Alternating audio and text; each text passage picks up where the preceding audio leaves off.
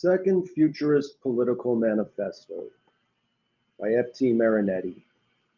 Our openly warlike and fiercely patriotic attitude was the main cause of the hostility and libelous reports that were systematically lavished on us by the Italian press. With millions of copies of manifestos, books, and leaflets in all languages, with many a punch and a slap, with more than 800 lectures, exhibitions, and concerts, we impressed on the whole world, and particularly Europe, the predominance of the creative and innovative Italian genius over those of all other races. We have thus had the glory of bringing Italian art to a position of prominence in world art, which has been overtaken and left behind by us. At the outbreak of the Libyan War in 1911, we published this other manifesto. We Futurists, who for more than 2 years, amid the disapproving whistles of the citizens of Goutville and Paralysis, have been glorifying a love of danger and violence, patriotism and war, the soul cleanser of the world, are happy to be experiencing at last Italy's great futurist hour, while the filthy pack of pacifists rise in agony, holed up by this time in the deep cellars of their comical palace at The Hague. To our great satisfaction, we have recently doled out many a good beating, in streets and in squares, to the most rabid adversaries of war, shouting these our unshakable principles in their faces. 1. Every individual and our entire people must be given total freedom, other than the freedom to be cowards. 2. Let it be declared that the word Italy must take absolute precedence over the word liberty. 3. The tiresome memory of the greatness of ancient Rome must be eradicated by an Italian greatness that is 100 times more impressive. For us today, Italy has the form and the power of a beautiful dreadnought, with its squadron of torpedo boat islands, proud of feeling the warlike fervor that is animating the whole country, to be the equal of our own. We urge the Italian government, which has at last become futurist, to magnify our national ambitions, pouring scorn on the stupid accusations of piracy and proclaiming the birth of pan-Italianism. Futurist poets, painters, sculptors, and musicians of Italy, while even the war lasts, leave aside your verses, your brushes, your chisels, and your orchestras. The blood-red vocation of our genius has begun. The only things we can admire today are the immense symphonies of shrapnel and the bizarre sculptures that our inspirational artillery is creating among the enemy masses. The full text as given here appeared first in Guerra sola e Game del Mondo, 1915.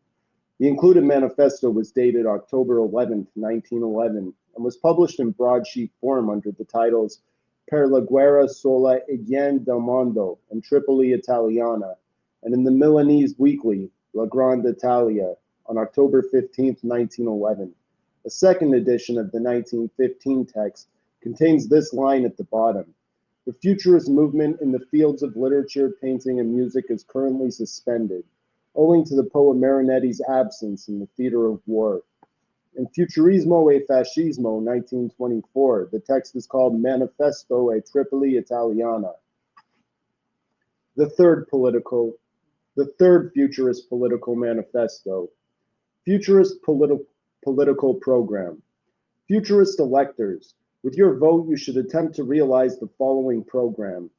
Italy, absolute and sovereign. The word Italy must predominate over the word liberty. All freedoms must prevail, other than those of being cowardly, pacifist, or anti-Italian. A bigger fleet and a bigger army.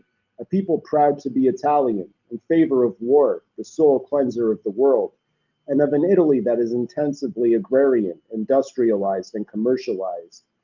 Economic protection and patriotic education for the proletariat. A foreign policy that is self-interested, shrewd, and aggressive. Colonial expansion, free trade. Irredentism, pan-Italianism, the supremacy of Italy. Anti-clericalism and anti-socialism. A cult of progress and speed, of sport, of physical strength, of fearless courage, of heroism, and of danger, against any obsession with culture, classical education, the museum, the library, the archaeological remains, the suppression of academies and conservatories, many practical schools for commerce, industry, and agriculture, many institutes for physical education, gymnastics in schools every day, supremacy of gymnastics over books, a minimal number of teachers, very few lawyers, very few doctors, a great many agriculturalists, engineers, chemists, mechanics, and businessmen, stripping away of the authority of the dead, the old, and the opportunists to the benefit of audacious youth, against monumentalization and the meddling of government in matters of art, ruthless modernization of antiquated cities, Rome, Venice, Florence, and so on, abolition of industries owned by foreigners, which are both humiliating and unreliable.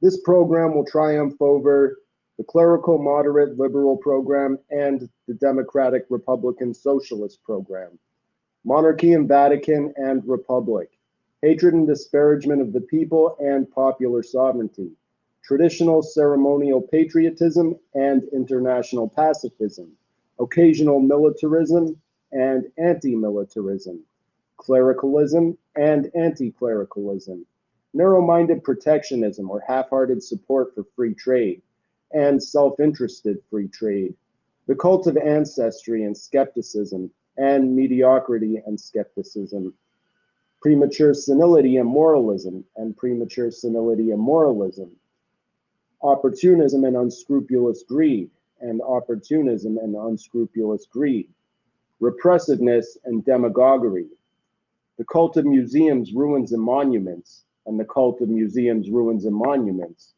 foreign ownership of industry and foreign ownership of industry, obsession with culture and a culture of political rallies, academicism and positivistic rationalism, the ideal of an Italy of past glories, bigoted and gout-ridden, and the ideal of petty bourgeois Little Italy that is miserly and sentimental, the quietest reign of the belly and the gluttonous indifference, black cowardice and red cowardice, obsession with the past and obsession with the past. Milan, October 11th, 1913, for the Directorial Committee of the Futurist Movement, Marinetti, Boccioni, Cara, and Russolo. The Futurist political program appeared first in La Serba on October 11, 1913, where it served as a counter-manifesto to Papini's essay, Let's Give a Damn About Politics, La Serba, October 1, 1913. It was distributed as a quarto flyer by the Direzione del Movimento Futurista in Milan, and as an octavo flyer by the Direzione della Sezione Futurista Siciliana in Messina.